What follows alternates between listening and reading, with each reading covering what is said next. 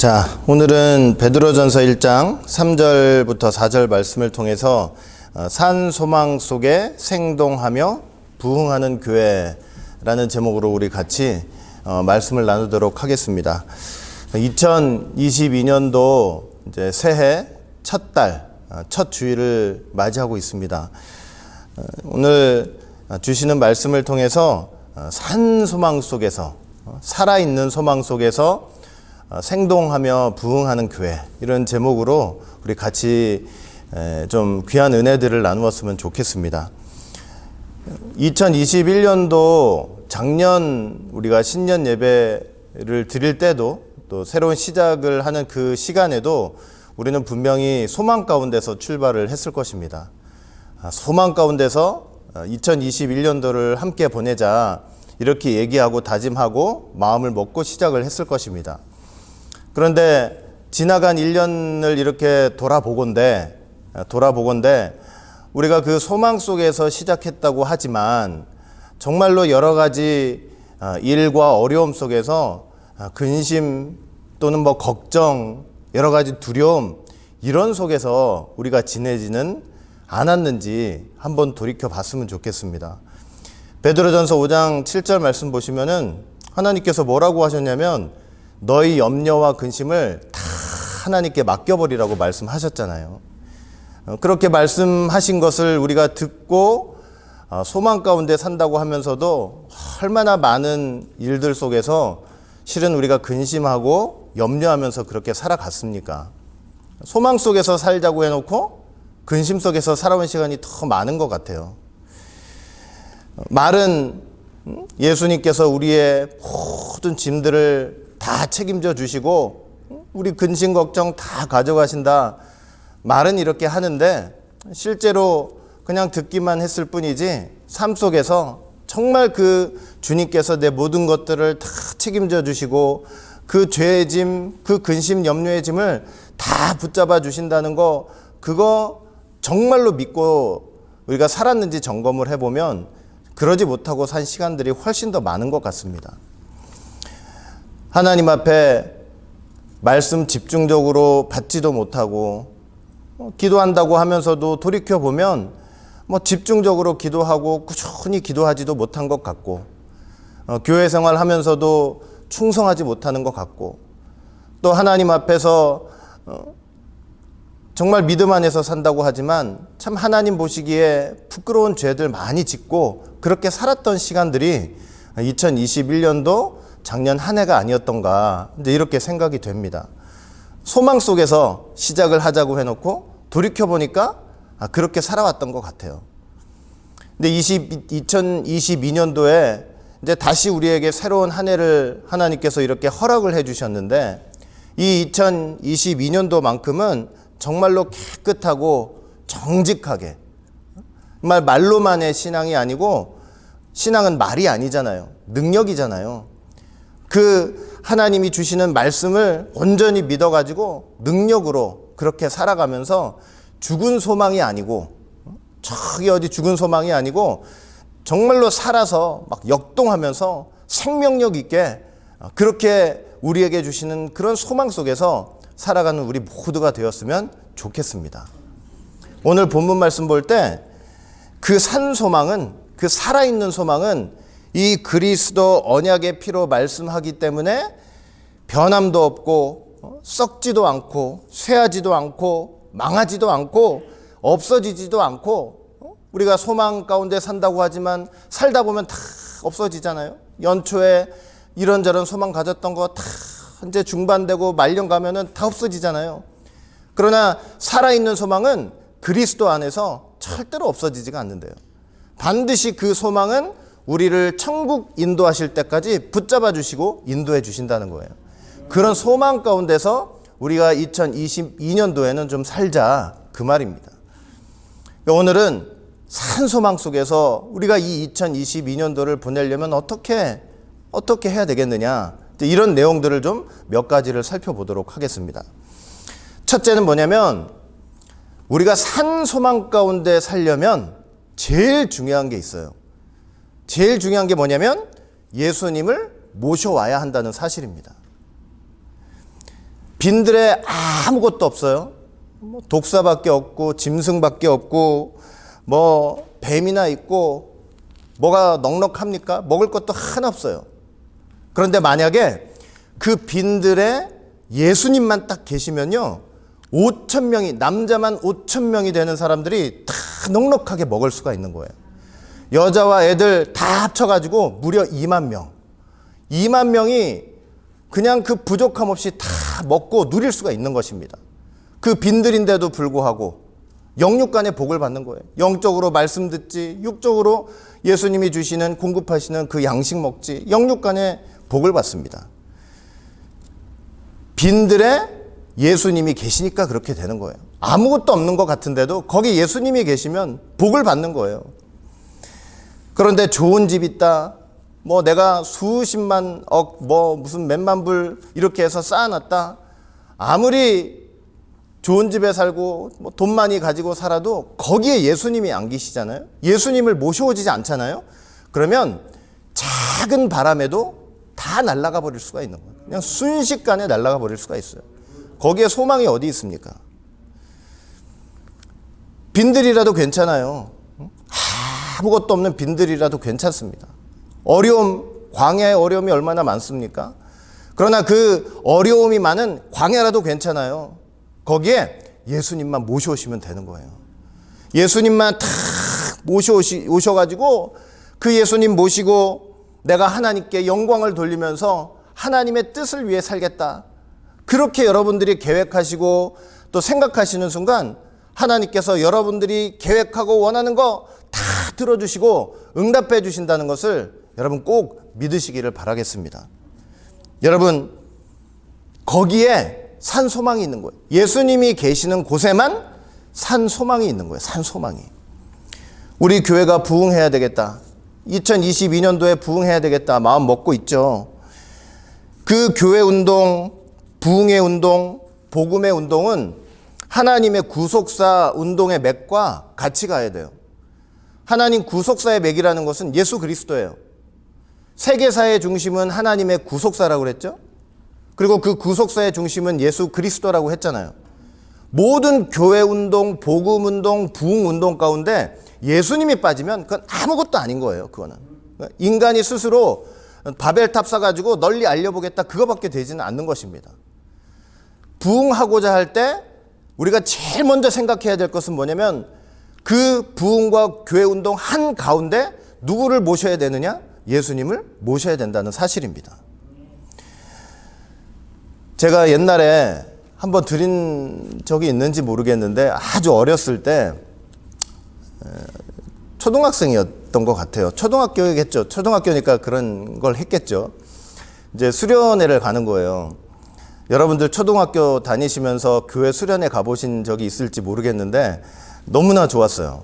너무나 기분이 좋고 막 흥분이 되는 거예요. 이제 어디 간다고 생각을 하니까, 방학 동안에 어디 간다고 생각하니까 그렇게 좋은 거예요. 그리고 교회도 친구들이 많잖아요. 그 친구들하고 또 같이 재밌게 지낼 생각하니까 그렇게 좋은 거예요. 막 흥분이 돼가지고, 마음에 흥분이 돼가지고 그 전날에 그냥 짐을 다 쌌어요. 그냥 이제 한 3박 4일 가야 되니까 막 이것도 싸고 저것도 싸고 이제 다 옷도 준비하고 뭐 다 하고 그러고 그 다음날 돼가지고 이제 수련회를 다 갔어요.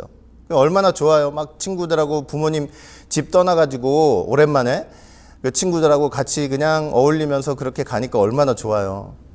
그 딱 수련회 장소 도착했어요. 이제 딱 도착했으니까 뭐부터 하겠어요? 예배 드리겠죠? 이제 오프닝 예배를 드리겠죠? 그 예배 드린다고 자, 성경책 찬송가 피세요 그러는데 제가 막 그 전날 짐을 그렇게 열심히 싸놓고 그 짐 싼 걸 막 뒤져보는데 성경책이 없는 거예요. 성경책이.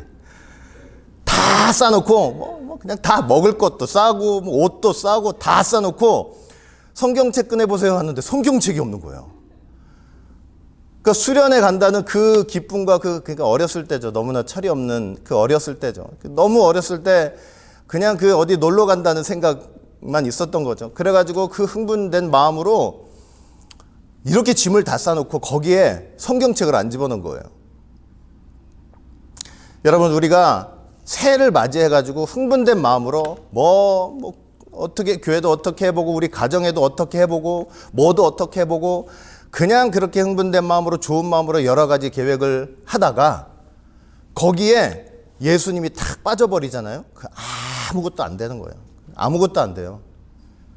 흥분된 마음으로 다른 데 정신이 팔려서 예수님을 모셔오는 것을 잊어버리면 거기에는 소망이 있을 수가 없는 거예요.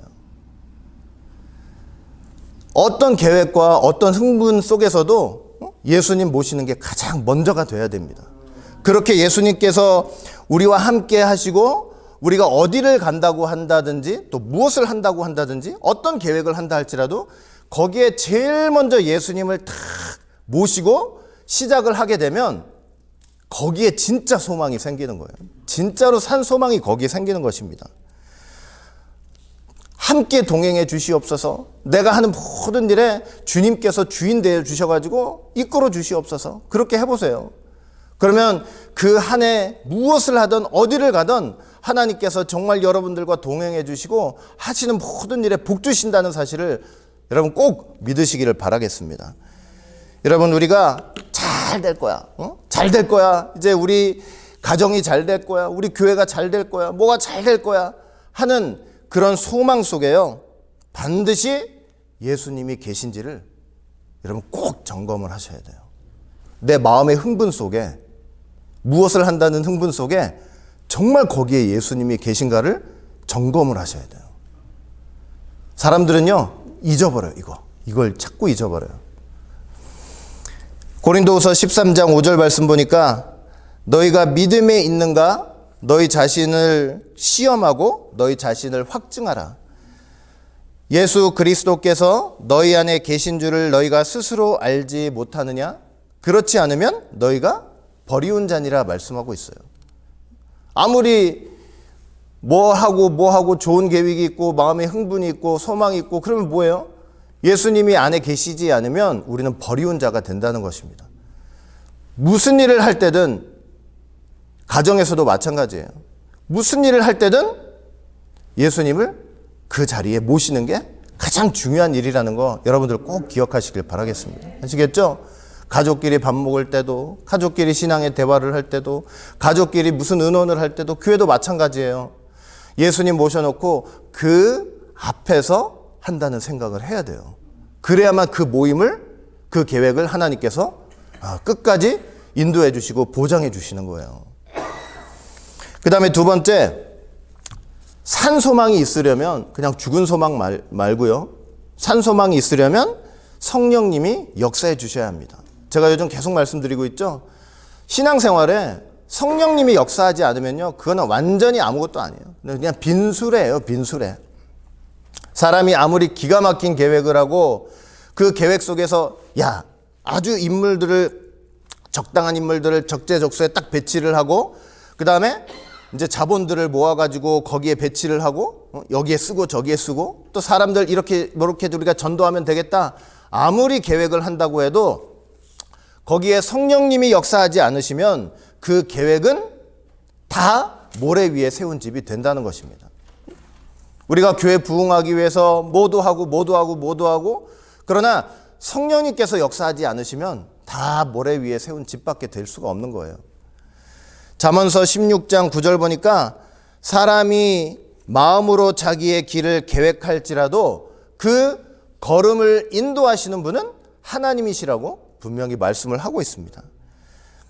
예수님께서 십자가 지시기 전에 제자들에게 말씀하셨죠. 내가 가면 또 다른 보혜사, 그러니까 보혜사 성령님을 말씀하는 거죠. 그 보혜사 성령님을 보내줄 텐데 그가 너희와 영원토록 함께 하실 것이다. 그는 진리의 영이시다. 그래서 세상은 절대로 저를 알지 못하나 너희들은 분명히 알게 될 것이다. 그리고 그 진리의 영이 너희 가운데 함께 있을 것이다. 너희에게 모든 것을 가르쳐 주시고 내가 말한 모든 것들을 다 생각나게 해 주실 것이다. 그리고 함께 해 주실 것이고 너희와 동행해 주실 것이다. 얼마나 분명하게 약속을 하셨습니까? 그 이 약속하신 대로 예수님 부활 승천하셔서 올라가신 다음에 오순절 때 이 땅에 성령님이 탁 오셨잖아요. 성령님이 임재하셨잖아요. 사도행전 2장 1절부터 4절 보니까 오순절 날이 이미 이름에 저희가 다 같이 한 곳에 모였더니 호련히 하늘로부터 급하고 강한 바람 소리가 있어 저희 앉은 온 집에 가득하며 불의 혀같이 갈라지는 것이 저희에게 보여 각 사람 위에 임하여 있더니 저희가 다 성령의 충만함을 받고 성령이 말하게 하심을 따라 다른 방언으로 말하기를 시작하니라. 제자들 공부한 적 있어요? 다른 나라 말 공부한 적 있습니까? 그런 적 없는데 성령 딱 받아가지고 제자들이 그냥 다른 나라 언어로 막 얘기하기 시작하는 거예요. 오늘날 같으면 뭐 독일어, 뭐 일본어, 뭐 무슨어 그렇게 막 얘기를 하기 시작하는 거예요. 깜짝 놀랐어요. 주변에서 사람들이 보다가 야, 각국에서 온 사람들이 야, 저 제자들 저 성령 받은 사람들 우리나라 말로 하나님의 큰 일을 말하고 있구나. 그 하나님의 큰 일은 예수님과 그의 구속사가 아니시겠냐고요. 그리고 어떤 사람들은 깨닫지 못하니까 그거 세술에 취한 거 아니냐 이랬지만 이 성령의 임하심으로 말미암아 이 땅에 뭐가 세워지게 됐냐면 교회가 탄생을 하게 된 것입니다. 예루살렘 교회가 탄생을 하게 됐죠. 성령이 말하게 하심을 따라 말했다고 했어요. 자기 생각대로 말하려고 하다가도 성령께서 그 말을 탁 막으시고 성령이 하도록 하시는 그 말만 하게 되었다 이렇게 말씀을 하고 있어요. 성령은요 하나님 나라의 원동력이에요. 성령이 처음으로 예루살렘 교회를 세우신 거예요. 성령이 이 초대교회에서 얼마나 많은 역사를 하셨는지 몰라요. 성령이 초대교회 모든 역사를 다 이끌어 나가신 거예요. 몇몇 예들이 있죠. 베드로가 외쳤어요. 막 외쳤어요. 사람들한테 회개하여 각각 예수 그리스도의 이름으로 세례를 받고 죄 사함을 얻으라. 그러면 성령을 선물로 주시리라. 그 말씀 딱 들었는데 그게 뭐 그렇게 대단한 말씀이라고 그 말씀 들은 자 중에서 3,000명이 무려 회개를 한 거예요. 세례를 받고. 누구의 역사겠어요? 베드로가 없던 능력이 갑자기 생긴 게 아니고 성령 받아가지고 그 성령의 역사로 그렇게 된 것입니다. 성전 미문에 나면서부터 안전뱅이가 있어요. 뭐 누가 고쳐줍니까? 어떻게 고칠 수가 있어요? 막 구걸하고 있었어요. 베드로가 은과 금은 내게 없거니와 내가 가진 것이 있는데 예수 그리스도의 이름으로 걸으라 이렇게 얘기를 했더니 그냥 그 순간 앉은 자리를 박차고 그렇게 걸어가는 역사가 있었어요. 사도들이 예수님과 그 예수님의 부활의 도를 탁 전했더니 무려 5,000명이 회개를 하는 거예요. 5,000명이. 바나바가 사도들 앞에 은혜 받아가지고 자기 재산 다 팔아서 갖다 놨어요. 그 아나니아 삽비라가 그걸 보고 우리도 저렇게 해봐야 되겠다. 그래가지고 자기가 가진 재물 다 팔아가지고 다 바쳐야지. 아니 그런 믿음이 안 되면 그렇게 하면 안 되죠. 그런데도 그렇게 해야지. 그런데 막상 다 팔고 나니까 마음에 아까운 생각이 들어요. 그래가지고 얼마를 감췄다 그랬어요. 베드로가 그랬죠. 사람이 어떻게 그거 알 수 있어요? 사람이 감춘 거 알고 있어요? 내가 오늘 200불 헌금해야지 하다가 나오는 순간 아까워서 100불 가져오면 그 사람이 누가 알아요? 아무도 모르잖아요. 베드로가 야 너는 성령을 속였다 그러냐. 성령을 속였다. 그래가지고 그 자리에서 직사하는 거 보세요. 그럼 사람들이 마음이 삐뚤어진 사람들은 이렇게 얘기하는 거예요. 아니 그러면 교회에다가 돈 안 갖다 바치면 다 죽는 거냐. 그럼 삐뚤어져서 그런 생각하는 거예요. 여러분 성령께서 왜 그렇게 역사를 하셨냐면은 성령께서 거짓과 속임을 제거하시고 하나님 나라의 거룩성을 유지하시기 위해서 그런 역사를 하시는 거예요. 애초부터 그런 믿음이 안 되면 그렇게 함부로 작정을 해도 안 되는 것이죠. 그러나 하나님 나라를 세워가는데 그런 거짓들 있잖아요. 속임수 같은 거. 그런 거를 제거하시기 위해서 성령이 그렇게 역사를 하시는 거예요.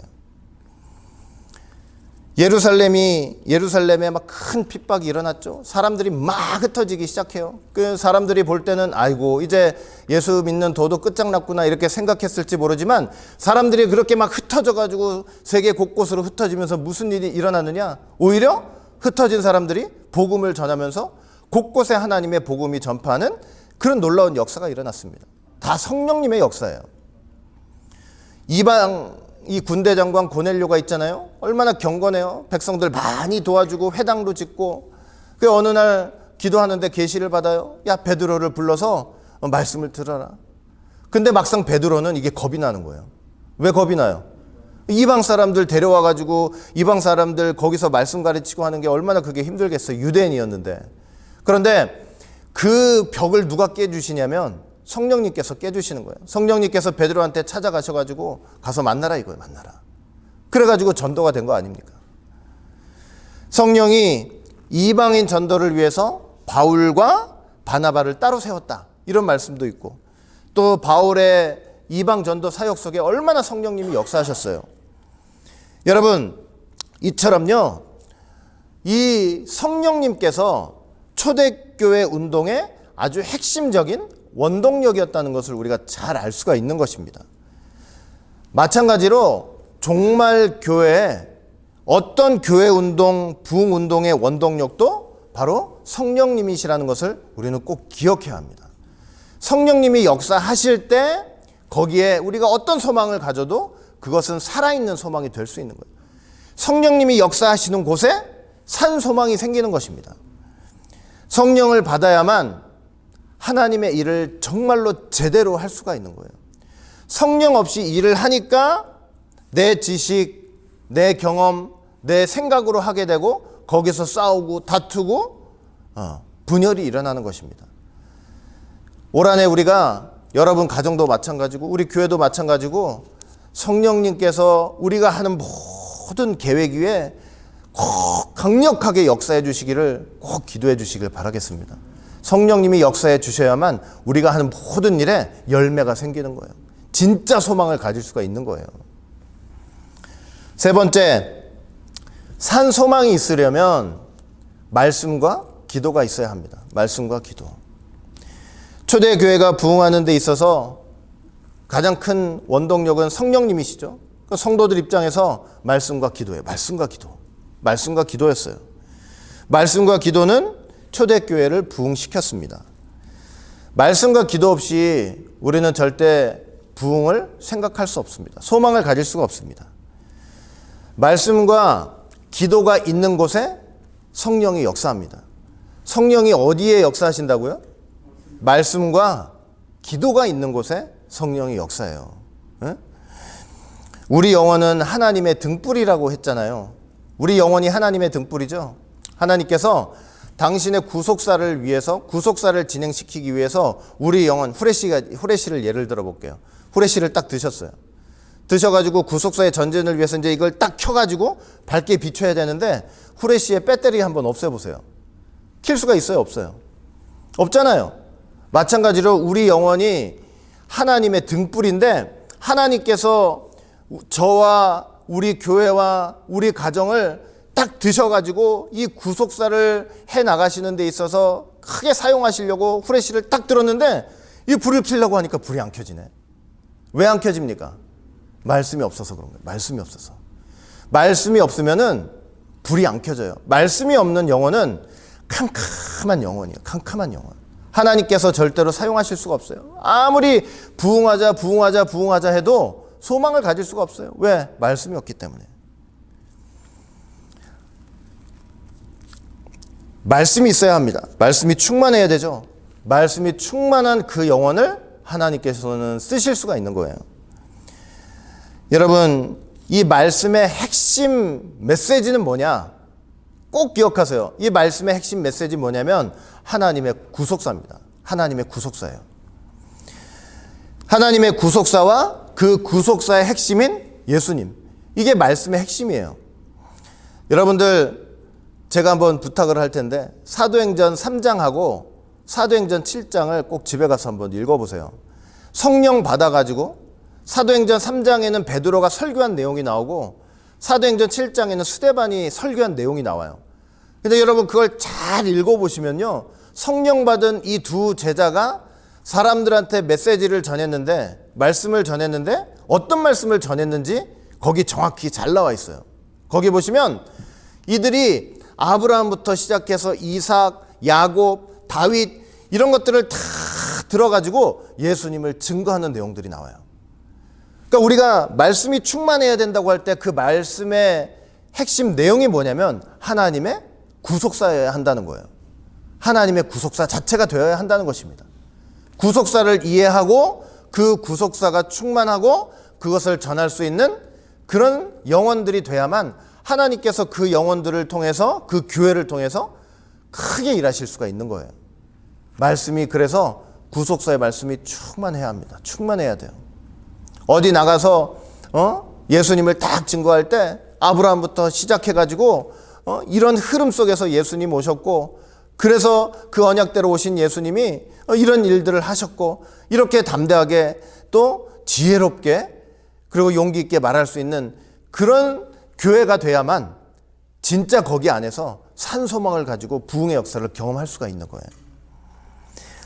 사도 바울도 마찬가지죠. 사도 바울도 구약에 있는, 구약에 기록된, 예언된 그 메시아 증거하는 거 아니에요? 성경에 기록된 그 예수님이 이 언약대로 오시고 사시고, 그다음에 죽으시고 부활하시고 또 승천하셔서 하나님 우편에, 보좌 우편에 앉아 계시다가 다시 오신다 하는 게 바로 사도 바울의 그 메시지의 핵심 아닙니까?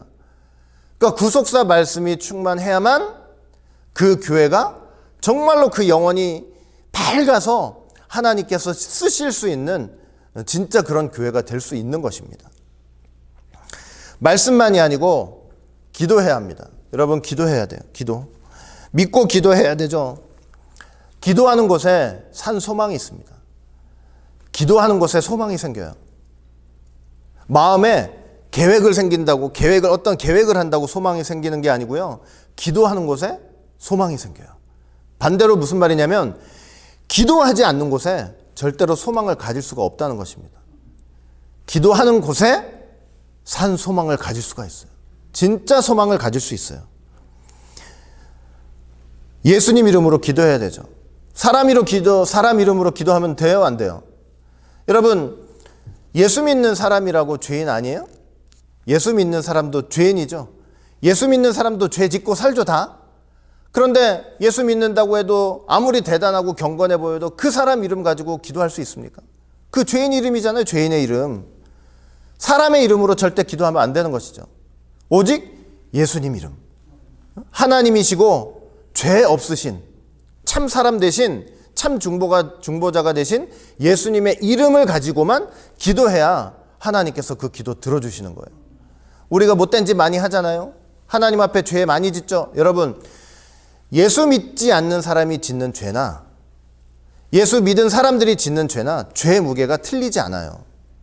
이 죄도 하나님의 진노를 받을 만한 죄고, 이 죄도 하나님의 진노를 받을 만한 죄예요. 단지 예수님 이름으로 기도합니다 하는 순간 하나님께서 그 기도 안 들어주시려다가 예수님께서 그 죄를 짊어지시고 십자가에 달린 그 십자가 현장을 하나님께서 보시기 때문에 그 기도를 들어주시는 거예요. 안 들어주시고 싶어요. 저와 여러분들을 볼 때 뭐 잘하는 게 있어요? 우리가 죄 없어요? 맨날 하나님 앞에 속색이고 죄 짓고 하나님의 공의 진노를 받을 만한 엄청난 죄들을 짓고 사는 거예요. 그럼에도 불구하고 기도할 때 왜 저와 여러분의 기도를 들어주십니까? 우리가 복이 좋아서가 아니라 그 우리의 죄를 위해서 십자가에 달리신 그 예수님 바라보시면서, 그래? 네가 내 아들의 이름을 들먹이면서 나한테 기도하는구나. 그거 보시면서 우리의 기도를 들어주시고 응답해 주시는 거예요. 그러니까 예수님 이름으로 진정한 마음으로 기도하시면요, 하나님께서 반드시 들어주시는 거예요. 들어주세요. 반드시 들어주시고 기도하시면요, 그 예수 이름으로 간절히 기도한다고 할 때 하나님께서 멀리 계시다가도 그 기도하는 자리에 가까이 오시는 거예요. 가까이 오세요. 신명기 4장 7절 보면 우리 하나님 여호와께서 우리가 그에게 기도할 때마다 우리에게 가까이 하심과 같이 그 신의 가까이 함을 얻은 나라가 어디에 있느냐. 기도할 때마다 하나님께서 가까이 해주신 그 나라가 어디 있느냐. 이렇게 지금 고백을 하고 있는 것이죠. 기도하시면요, 예수님의 이름으로 기도하시면은 나는 그냥 무심코 하는 것 같아요. 뭐 이런저런 기도하면서 예수님 이름으로 기도합니다 하고 그냥 무심코 하는 것 같지만, 그렇게 기도하는 순간 하나님께서는 이미 여러분들 곁에 오셔가지고 그 기도를 잘 듣고 계신다는 것을 여러분 꼭 기억하시길 바랄게요. 그러니까 기도하셔야 돼요. 우리 교회는 기도가 끊어지면 안 돼요. 우리 교회야말로 기도가 없으면 소망이 없는 거예요. 소망이 하나도 없어요. 솔로몬 성전이 건축된 다음에 하나님이 그러셨죠. 뭐라고 그러셨어요? 내가 이 성전에 내 눈과 내 마음을 두겠다고 하셨잖아요. 그러니까 성전에서 기도할 때 하나님께서 눈으로 다 보시고 그 귀로 다 들으시고 마음으로 생각하시는 거 해주시겠다는 거예요. 저와 여러분들 기도할 때 반드시 기도하는 여러분들 찾아와 주셔서 다 눈으로 보시고 그 귀로 들으시고 마음으로 다 생각하고 계신다는 거 여러분들 꼭 믿으셔야 돼요. 내가 하는 기도, 예수님 이름으로 하는 기도 헛되이 날아가는 거 없어요. 하나님께서 다 듣고 계시는 거예요. 그리고 필요한 때, 필요한 시간에 필요한 것들을 공급하시고 필요한 사람 보내주셔가지고 반드시 그 기도 응답해 주시고 부흥케 해주신다는 사실 꼭 믿으시기를 바라겠습니다. 쉬지 말고 기도해야 합니다. 기도할 때 절대로 절망하면 안 돼요. 낭망하면 안 돼요. 기도해도 안 되나 보다. 기도해도 나는 기도해봤자 소용이 없나 보다. 절망하면 안 되고 낭망하면 안 된다는 거예요. 그냥 쉬지 말고 기도하라는 거예요. 강청하는 사람 앞에서는 못 견뎌요. 누가복음 11장 보시면은 한밤중에 있잖아요. 여러분들 아무리 친한 친구라도 밤 12시가 돼가지고 막 문을 두들겨요. 어느 날 진짜 한밤중 돼가지고 쿨쿨쿨쿨 자고 있는데 여러분들 세상에서 가장 친한 친구가 12시, 1시에 와가지고 막 문을 두들겨요. 그러면서 한다는 소리가 나 떡 좀 빌려달라고, 떡 좀 달라고. 그거 여러분 선뜻 일어나가지고 그게 돼요, 안 돼요? 아무리 친한 친구라도 그게 설득되는 게 아니에요. 그러나 너무나 친한 친구라서 일어나가지고 떡을 주는 게 아니고 뭐 때문에 준다는 거예요. 나 잠도 못 자게 계속 두들기고 있으니까 그 강청함 때문에 일어나가지고 떡을 준다는 거예요. 하나님께 어떻게 해야 되느냐? 하나님께 밤낮으로 있잖아요. 하나님은 주무시는 분도 아니시지만 밤낮으로 문을 두들기듯이 그렇게 강청하면서 기도해 보세요. 예? 하나님께서 설사 그러지 않으시겠지만 설사 귀찮아 하시다가도 그 강청함을 보고 응답해 주시고 들어주신다는 거 여러분 저희들 꼭 믿어야 합니다. 우리 오직 예수교회 다른 거 뭐가 있습니까? 뭐가 있어요? 기도하는 거밖에 없는 거예요. 기도하는 거밖에. 지금까지 신앙생활 오래들 해오셨잖아요. 이제 하나님 앞에 어떻게 기도해야 되는지 알잖아요.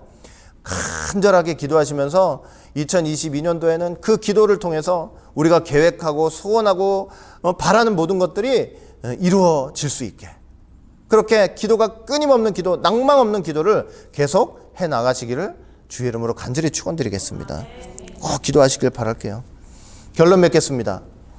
2022년도 우리가 소망을 갖는데 산소망을 가져야 되겠죠.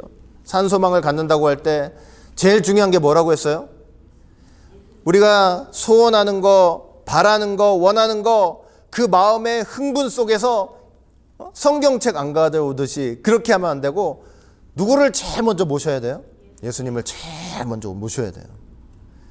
내 가정에 예수님을 제일 먼저 모셔야 돼요. 우리 교회에 예수님을 제일 먼저 모셔야 돼요. 모셔야 돼요. 예수님 빠지면 아무런 소용없어요. 그 마음의 흥분됨이 뭐가 중요해요? 흥분되는 게 뭐가 중요해요? 예수님 빠지면 아무 소용없지. 아무 소용없는 거예요. 예수님 모셔오세요. 집에서도 마찬가지. 집에서도 예수님 다 모셔오세요. 그러면 그 예수님 눈치 보면서 언행이 좀 달라질 거 아니에요. 그리고 산소망이 있기 위해서는 어떻게 해야 된다고요? 성령이 역사하셔야 돼요. 성령이 우리 교회에 역사하게 해달라고, 우리 가정에 역사하게 되려고 여러분 꼭 기도하시길 바라겠습니다. 성령이 역사하지 않으면 이거 다 여러분 다 뭐냐면 허례허식 되는 거예요. 전부 다 허례허식이에요. 종교생활이지. 또 뭐 해야 된다고요? 말씀 충만해야 돼요. 무슨 말씀이 충만해야 돼요? 구속사 말씀 충만해야 돼요. 사도행전 3장, 사도행전 7장 이 초대교회 걸출한 하나님의 사도들이 어떻게 설교했는지 직접 눈으로 가서 찾아보세요. 찾아서 읽어보세요. 그 사람들이 어떻게 설교했는지, 어떤 말씀이 충만했는지 생각해보세요. 그 베드로 공부 많이 한 사람 아니잖아요. 네? 어부잖아요. 어부를 무시해서 그러는 게 아니고. 그러나 하나님의 성령의 역사로 그 구속사를 깨달으니까 그냥 하나님께서 그 말이 뭐 유창하겠어요? 뭐 세련되겠어요? 뭐 많이 배운 티가 나겠어요? 그러나 성령께서 역사해 주시니까 그 투박한 사람의 그 투박한 언어를 통해서라도 아브라함부터 다윗부터 이런 얘기들이 줄줄줄줄 예수님 안에서 꿰가지고 나오는 거 보세요. 그 베드로의 말을 듣고 3,000명이 회개를 하다니 이거 얼마나 대단한 일입니까? 말씀이 충만해. 하나님의 구속사의 말씀이 충만해야 돼요. 충만해야 돼요. 그리고 뭐 하셔야 된다고요? 기도하셔야 돼요. 절대 기도하셔야 돼요. 사람의 이름으로 기도하면 되죠? 내 이름으로 기도하면 되죠? 예수님 이름으로. 예수님 모셔오시는 거예요. 그냥 다. 나 같은 거, 내가 기도한다고 들어줄 그런 자격도 아무것도 없지만 예수님 이름으로 기도합니다 할 때 하나님께서, 내 아들 들먹이면서 기도하는구나. 다 돌아주시고 들어주시는 거예요. 들어주시는 거. 여러분 꼭 기억하시기를 바라겠습니다. 여러분, 제가 오늘 아침에 이제 성경을 읽다가 이제 스가랴를 요즘 읽고 있거든요. 근데 스가랴 7장 13절에 이런 말씀이 있더라고요. 스가랴 7장 13절 보니까 만군의 여호와가 말하였소너라. 내가 불러도 그들이 듣지 아니하였은즉 그들이 불러도 내가 듣지 아니하였다. 이 말씀 이해되세요? 내가 그렇게 애타게 그들을 불렀는데도 이스라엘 백성들이 듣지 않았대요. 그래서 그들이 불렀을 때도 나는 듣지 않았다 이렇게 말씀하시는 거예요. 우리가 주시는 말씀들 있잖아요. 하나님께서 저와 여러분들을 어떻게 하고 계시는 거냐면 부르시고 계시는 거예요. 하나님 말씀은 여러분들을 뭐 하고 계시는 거예요? 부르시고 계시는 거예요. 부르시고. 그러면 주시는 말씀을 잘 듣고 깨닫고 회개할 때 믿음으로 응답하는 거예요. 그러면 저와 여러분들이 구하는 거 하나님께서 반드시 들어주신다는 거예요. 하나님 말씀 무시하지 말고 그냥 교회 와서 일주일에 한 번 듣고 마는 거다. 이게 아니고 마음에 깊이 새기면서 내 삶에 적용하면서 회개하면서 그 말씀에 여러분들이 어떻게 해야 되느냐? 딱 응답을 하셔야 된단 말이에요. 응답 딱 하시면 하나님께서 네가 내 말 들어줬으니 네가 필요하고 나한테 구할 때 나도 너 들어주겠다 말씀하시는 거예요. 여러분들 그런 믿음의 체험들을 가지고 이 2022년도 올 한 해는 정말로 승리의 한 해가 되고 그냥 말로만 소망이 아니라 살아있는 소망을 가지고 결실을 보고 열매를 맺는 그런 한 해가 되시기를 주의 이름으로 간절히 축원드리겠습니다.